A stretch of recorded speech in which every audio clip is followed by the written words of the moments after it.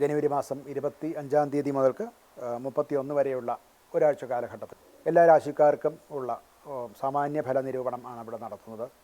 ഈ ആഴ്ചയുടെ പ്രത്യേകത കഴിഞ്ഞ ആഴ്ചയിൽ നിന്നും വലിയ വ്യത്യാസങ്ങൾ ഗ്രഹങ്ങൾക്ക് ചലനങ്ങളൊന്നും സംഭവിക്കുന്നില്ല എന്നുള്ളതുകൊണ്ട് വലിയ വ്യത്യാസങ്ങളൊന്നും ഉണ്ടാകുന്നില്ല. വ്യാഴം മിഥുനത്തിലാണ്, ശനി മീനത്തിലും, രാഹു കുംഭത്തിലും, ചിങ്ങത്തിൽ കേതുവും, സൂര്യനും ബുധനും ശുക്രനും ചൊവ്വയും മകരത്തിലുമാണ്. അതുകൊണ്ട് ഗ്രഹസ്ഥിതിക്ക് വലിയ വ്യത്യാസങ്ങളൊന്നുമില്ല. ആദ്യം നമുക്ക് മേടം രാശിയുടെ നോക്കാം. അശ്വതിയും ഭരണിയും കാർത്തികയുടെ ആദ്യ പാദവും ചേർന്ന അതാണ് മേടക്കൂറ്. ഇവർക്ക് 10ാം ഭാവത്തിൽ ഈ ബുധ ശുക്ര കുജ യോഗം, സൂര്യൻ്റെയും യോഗം ഉണ്ടാകുന്നുണ്ട്. 14-ാം തീയതിയാണ് അത് മാറുന്നത്, സൂര്യൻ മാറുന്നത്.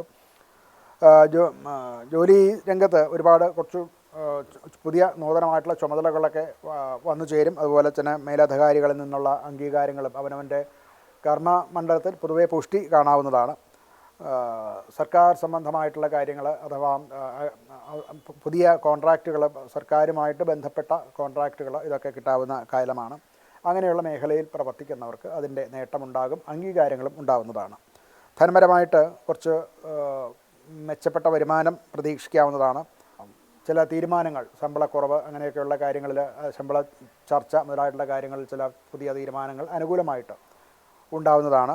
മറ്റ് ബിസിനസ്സും മറ്റും ചെയ്യുന്ന അവരെ സംബന്ധിച്ചിടത്തോളം നമുക്ക് കിട്ടിക്കൊണ്ടിരുന്ന ധനത്തിൽ ഒരു വർധന, ഏതെങ്കിലും ബിസിനസ് മുഖാന്തരം കിട്ടിക്കൊണ്ടിരുന്ന തുകയിൽ വ്യത്യാസം കുറച്ച് കൂടുതൽ വരാനുള്ള സാധ്യതകളൊക്കെ കാണുന്നുണ്ട്. ആരോഗ്യപരമായിട്ട് കണ്ണ് സംബന്ധിച്ചിട്ടുള്ള ചില രോഗങ്ങൾ, അതുപോലെ തലവേദന, ഉറക്കക്കുറവ്, ഇങ്ങനെയുള്ള രോഗങ്ങൾ വരാൻ സാധ്യതയുണ്ട്. മാനസികമായിട്ടുള്ള ചില സമ്മർദ്ദങ്ങളുടെ ഏറ്റക്കുറച്ചിലനുസരിച്ചാണ് ഇതൊക്കെ പ്രത്യക്ഷമായിട്ട് വരുന്നത്. അഥവാ അങ്ങനെയുള്ള രോഗങ്ങളുള്ളവർ അത് കുറച്ച് കൂടുതൽ ശ്രദ്ധിക്കേണ്ടതാണ്.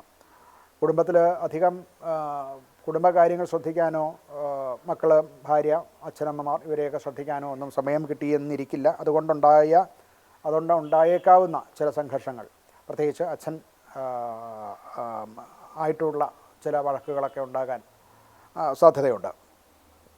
ഇവർക്ക് പരിഹാരമായിട്ട് ഞായറാഴ്ച ദിവസം സൂര്യനെ ഭജിക്കുക, ഞായറാഴ്ച ദിവസം ശിവക്ഷേത്രത്തിൽ ദർശനം നടത്തുക, സൂര്യായ നമഃ എന്ന് ജപിക്കുക.